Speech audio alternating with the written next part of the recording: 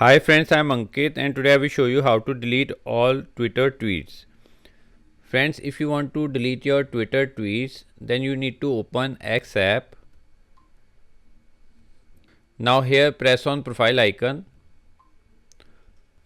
Now press on your name. Now here it will show all your tweets. So if you want to delete all your tweets, then there is no option within Twitter to delete tweets in bulk.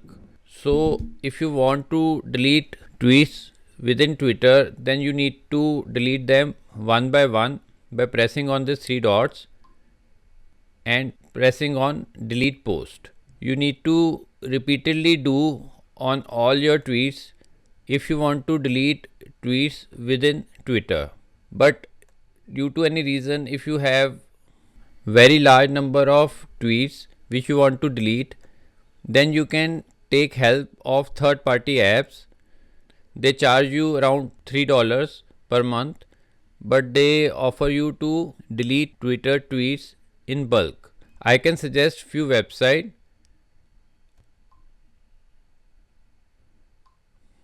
You can take help of tweetdeleter.com, and there are lot of other service provider which provide you option to delete tweets in bulk, but within Twitter there is no such option to delete tweets in bulk.